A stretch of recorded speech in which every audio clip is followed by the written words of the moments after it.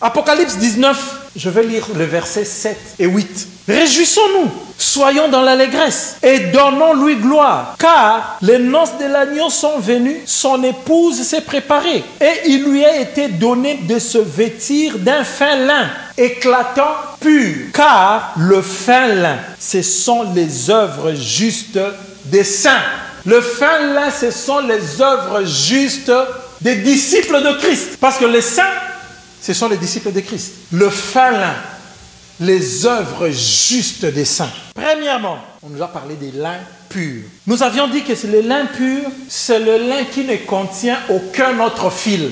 C'est le lin qui a été fait seulement des fibres de lin et qui ne contient pas autre chose que le lin. Vous savez, lorsque vous avez votre habit, il y a toujours sur les étiquettes, on va vous dire si c'est un mélange ou pas. Des fois, on est 75% polyester, 25% coton. On donne des mélanges. Mais le lin pur n'a aucun mélange. Et le lin pur qui ne contient rien d'autre que la justice, c'est Jésus. Lorsque Jésus te couvre, tu deviens directement juste devant Dieu. C'est dans le monde où on nous rappelle des fois des choses qui n'ont plus lieu. On veut te condamner sur quelque chose qui n'a plus lieu. La Bible dit, dès que je me tiens et que je suis libre devant le Seigneur, je suis justifié. Lui m'appelle juste. Ça veut dire que même si tu reviens pour me dire, Aimé, tu sais, en 2005, tu avais pris mon livre sans demander, et que toi tu as retenu cela, comme si Aimé est voleur, et que lorsque tu regardes sa tête, tu ne vois que le vol de ton livre. Si Aimé s'est converti après 2005, si Aimé t'a rendu le livre, si Aimé est proclamé juste devant Dieu, même si tu reviens pour dire que non, c'est un voleur, Dieu me voit comme juste. C'est ce que ça veut dire. C'est pourquoi la parole de Dieu dit, toutes choses anciennes sont passées. Et voici, tout est devenu nouvelle. Dieu nous voit juste une fois qu'on se tient en Jésus. Je disais que ce fin lin qui est Jésus ne contient aucune sagesse humaine, aucune sagesse du monde, aucune sagesse religieuse, aucune sagesse des coutumes, des traditions. C'est pourquoi Jésus pouvait dire aux pharisiens, mais vous annulez la loi de Dieu à cause de vos traditions. Les pharisiens et les autres avaient mélangé le lin pur qui était la parole de Dieu, qui était la révélation même qui rendait juste les gens, avec des fils de tradition. De sorte qu'ils se couvraient de ça et ils n'étaient pas justes. Jésus pouvait voir et leur dire, vous êtes des tombeaux blanchis. Vous paraissez bien dehors, mais en dedans, c'est pourri. La Bible dit que lui, il est le lin pur, sans aucun fil de sagesse humaine. C'est pourquoi vous allez trouver que la parole de Dieu, elle s'oppose à toutes les traditions du monde. Vous ne trouverez pas dans une seule tribu du monde où tout est aligné selon la parole de Dieu. J'irai en Asie, je trouverai des faits, des coutumes, des comportements qui sont en dehors de la parole de Dieu. Je resterai ici, en Amérique, je verrai partout beaucoup de choses qui ne sont pas en lien avec la parole de Dieu. J'irai en Afrique, je regarderai et je verrai qu'il y a beaucoup de choses qui n'ont pas lien avec la parole de Dieu. J'irai en Alaska même, je trouverai que les traditions des hommes, si vous pouvez avoir une ou deux choses qui vont avec la parole de Dieu, dans chaque tradition, les hommes peuvent se retrouver en faisant des choses bonnes. Mais la majorité, sans Jésus, ça va être pas juste devant Dieu. Amen. Ça va être pas juste devant Dieu. Donc nous disions que Jésus nous couvre et nous sauve de la mort parce qu'il représente le lin. Le lin pur, c'est Jésus. Nous avions donné 5 propriétés. Nous avions dit que le lin est un tissu résistant. Ce tissu-là vient de la tige de la plante qu'on appelle le lin. C'est la fibre la plus résistante.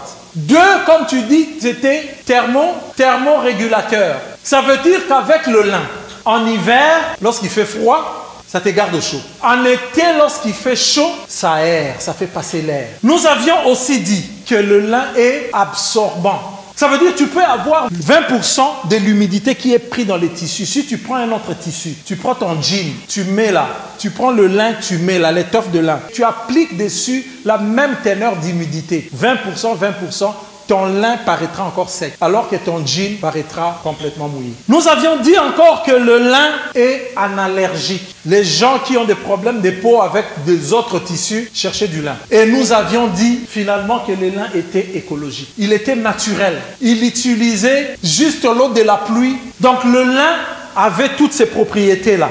Maintenant, parlons de la résistance. On a dit qu'il reste dans les temps. Plus on le lave, plus il s'adoucit. Les œuvres justes des saints sont résistantes dans les temps. Nous ne devons pas être aujourd'hui œuvre de Jésus, demain autre œuvre. Les œuvres justes des saints sont résistantes dans les temps. Tu sais, il y a des fois, ma conjointe me dit, « Ah, mais regarde, celui-ci c'est un de mes collègues avec qui nous avions étudié. Depuis que nous étions très jeunes, il était frère en Christ. Résistant !» Notre prière est que le Seigneur nous donne à nous une longévité avec des œuvres comme tel serviteur, comme tel serviteur. Il y a des serviteurs de Dieu qui ont aujourd'hui 80 ans, 90 ans. Mais tu entends leur histoire, tu vois ce qu'ils ont fait, tu le vois jusqu'à la fin en train d'aller, pas de scandale. Les œuvres justes des saints résistent. Tout est passé. Les scandales sont venus, le vent est venu, la tempête est venue. Il a résisté toujours devant Jésus, produisant et produisant. Nous aussi, étant sacrificateurs, ne nous attendons pas que ce soit ceux qui servent devant, qui parlent, qui soient ceux qui doivent résister. Comme enfants de Dieu, reconnus sacrificateurs, nous devons marcher dans la résistance. Amen. Deuxième propriété, je prends la capacité d'absorber l'humidité. Les chrétiens, comme nous sommes, nous devons être capables d'absorber ce que cette vie nous propose sans nous conformer au monde. Être capable de vivre dans la joie, être capable de réussir dans le travail, être capable de pratiquer, pourquoi pas, du sport. Sois capable de le faire en respectant les temples de Dieu. Ça veut dire que nous pouvons marcher, aller plus loin et être capable d'encaisser, d'absorber. Tu absorbes ce qui se passe autour de toi et tu agis comme il le faut. Nous devons être capables de résister, d'absorber sans se conformer. On a partagé hier aussi il y a un monsieur absorbé sans se conformer. 3. Le lin fin, thermorégulateur. Qu'est-ce que ça a un lien avec nous? Parce qu'on parle de l'habillement. Jésus, qui est notre fin lin avec lequel nous nous couvrons, nous permet de vivre dans la chaleur comme dans le froid. Ça veut dire, dans les bons moments comme dans l'adversité, il nous permet de vivre là-dedans. Paul disait que ça soit dans le manque ou dans l'abondance, je sais vivre dedans. Le lin te permet, lorsqu'il fait froid, d'avoir chaud et lorsqu'il fait chaud, d'être au frais. Dans l'adversité comme dans l'abondance, nous ne sommes pas de ceux qui se perdent parce que Dieu a béni.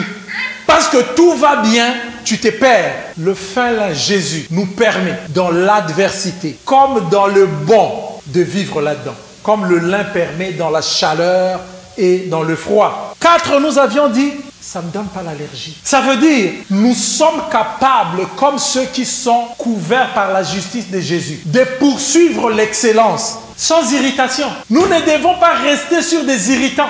Ah, il m'avait dit ceci, il m'avait fait cela. Je ne pardonnerai pas. D'ailleurs, tu sais que pardonner n'est pas oublier. D'ailleurs, toujours dans les irritants.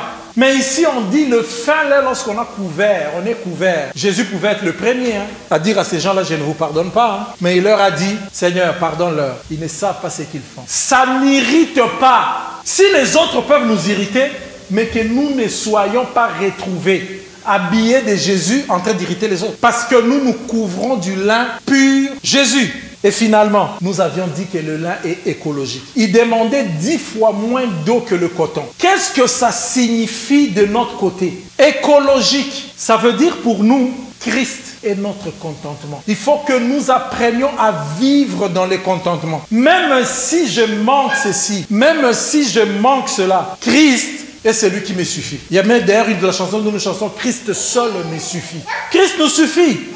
Et Paul disait à Timothée, la nourriture et les vêtements te suffisent. Et nous, notre vêtement, l'impur, c'est Christ. On ne mourra pas tant qu'on est couvert de Christ. Prenons Josué 2. Terminons par là. Josué 2, 6. Elle les avait fait monter sur les toits et les avait cachés sous des tiges de lin qu'elle avait arrangées sur les toits. Amen. Est-ce que maintenant vous comprenez que les deux espions, pour échapper à la mort, ont été cachés sur le toit dans la maison de Rahab, mais sous quoi? Sous Jésus. C'est sous les tiges de lin que ces espions ont eu leur vie sauve. Rahab, cette dame avait la révélation. Lorsque vous regardez la généalogie, la venue de Jésus est passée par Rahab. Mais Rahab avait caché les deux espions sous les tiges de lin, là où la mort ne peut pas atteindre. Parce que nous, sous Jésus, nous couverts d'un lin pur, qui est Jésus, comme on nous dit dans l'Apocalypse, il n'y a pas de mort. Il n'y a pas de mort. Nous résistons par rapport au temps. Nous ne nous conformons pas, que ce soit dans la chaleur ou dans l'adversité, dans le bon ou dans les difficultés, nous sommes capables de vivre. Nous n'irritons pas les autres. Et dernièrement, nous savons nous contenter de Jésus. Que le Seigneur nous bénisse.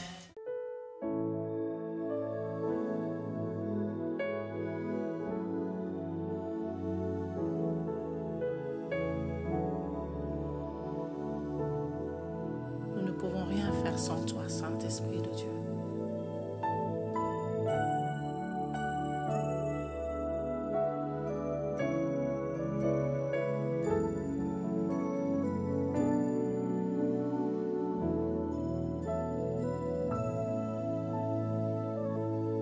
Nous avons besoin de toi.